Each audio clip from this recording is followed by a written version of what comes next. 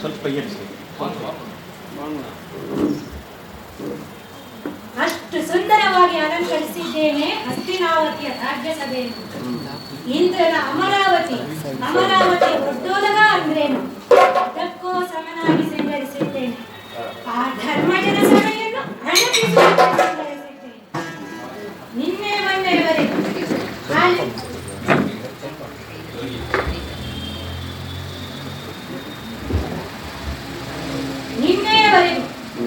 ಖಾಲಿಯಾಗಿರುವಂತಹ ಈ ರಾಜಾಂಗಣ, ನಮ್ಮ ಈ ಊರಿನ ರಾಜಾಂಗಣ ಇಂದು ಪರ ಊರ ಪ್ರಮುಖರಿಂದ, ಊರ ಜನರಿಂದ ತುಂಬಿದೆ ಅಂತ ಹೇಳಿ ಆದರೆ ನಮ್ಮ ಖ್ಯಾತಿ ಯಾವ ಮಟ್ಟಕ್ಕೆ ತಲುಪಿರಬೇಕು, ನಮ್ಮ ಹಸ್ತಿನಾವತಿಯ ಪ್ರಖ್ಯಾತಿ ಯಾವ ಹಂತಕ್ಕೆ ತಲುಪಿರಬಹುದು ಅಂತ ಸ್ವಲ್ಪ ಯೋಚಿಸಬೇಕಾಗ್ತದೆ.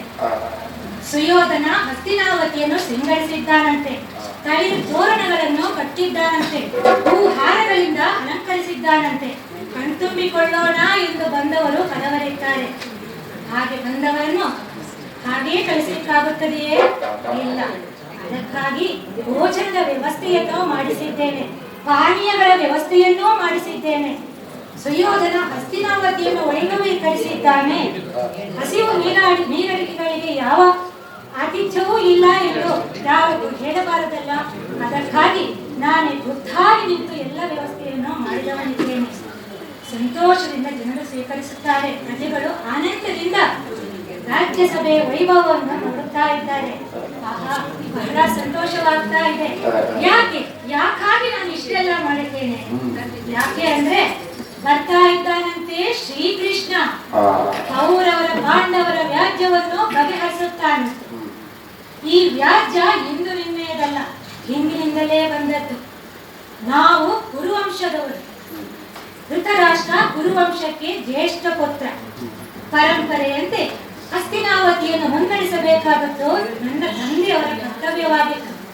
ಆದರೆ ದೃಷ್ಟಿಹೀನ ಎಂಬ ಕಾರಣಕ್ಕಾಗಿ ನನ್ನ ಚಿಕ್ಕಪ್ಪನಾದಂತ ಪಾಂಡವರಿಗೆ ಹಸ್ತಿನಾವತಿಯ ಪಟ್ಟವನ್ನು ಕೊಡಲಾಯಿತು. ಕಾರಣಾಂತರಗಳಿಂದ ಅವರು ವಾನಪ್ರಸ್ಥಾಶ್ರಮವನ್ನು ಸ್ವೀಕರಿಸಬೇಕಾಗಿದ್ದರಿಂದ ಮತ್ತೆ ನನ್ನ ತಂದೆಯವರೇ ಪಟ್ಟವನ್ನು ಅಲಂಕರಿಸಿದರು. ಈಗ ಅವರ ಜ್ಯೇಷ್ಠ ಪುತ್ರರಾದಂತ ನಾನು ಸುಯೋಧನ ಸಿಂಹಾಸನವನ್ನು ಸ್ವೀಕರಿಸಬೇಕೇ ಹೊರತು ಪಾಂಡವರಿಗೆ ಕೊಡುವಂತದ್ದಲ್ಲ. ಈ ಪಾಂಡವರು ಬಾಲ್ಯದಿಂದಲೇ ತಮ್ಮ ಮೇಲೆ ಕಣ್ಣನ್ನಿಟ್ಟುಕೊಂಡೇ ಬಂದಿದ್ದಾರೆ. ಸಿಂಹಾಸನದ ಮೇಲೆ ಕಣ್ಣನ್ನಿರಿಸಿಕೊಂಡೇ ಇದ್ದಾರೆ. ಅರಗಿನ ಅರಮನೆಯಿಂದ ಬದುಕಿ ಬಂದಾಗಲೂ ಅವರ ಪಟ್ಟದ ಬೇಟೆ ತೀರಲಿಲ್ಲ. ಹಿರಿಯರ ಒತ್ತಾಸೆಯಿಂದಾಗಿ ರಾಜ್ಯವು 2 ಗೋಳಾಯಿತು.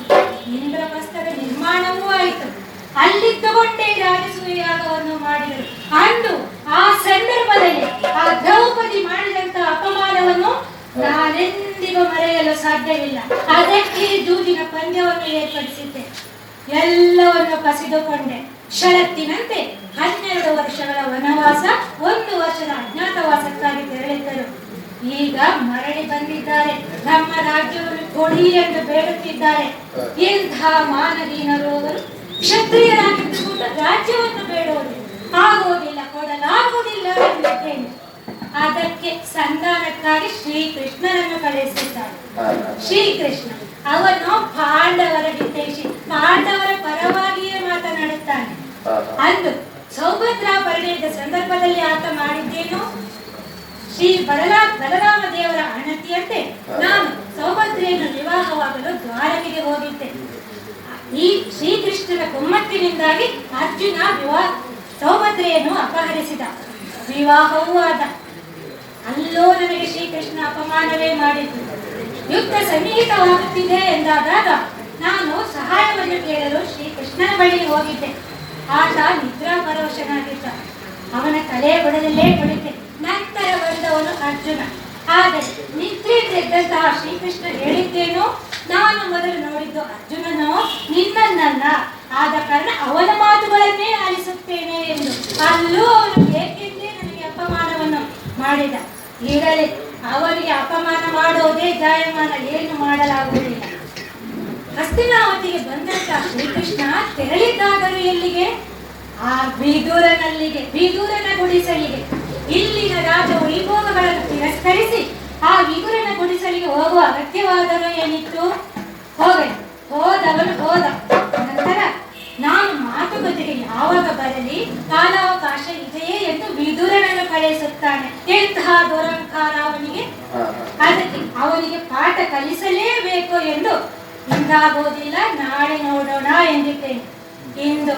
ಇಂದು ಬರ್ತಾ ಇದ್ದಾನಂತೆ ಕೃಷ್ಣ. ಅದಕ್ಕಾಗಿ ಹಸ್ತಿನಾವತಿಯನ್ನು ಶೃಂಗರಿಸಿದ್ದೇನೆ. ಬರಲಿ, ಅವನು ಏನೇ ಮಾತನಾಡಿದರೂ ಏನೇ ಹೇಳಿದರೂ ನನ್ನ ಮಾತೇ ನಡೆಯಬೇಕು, ಅವನ ಮಾತು ನಡೆಯುವಂತಿಲ್ಲ.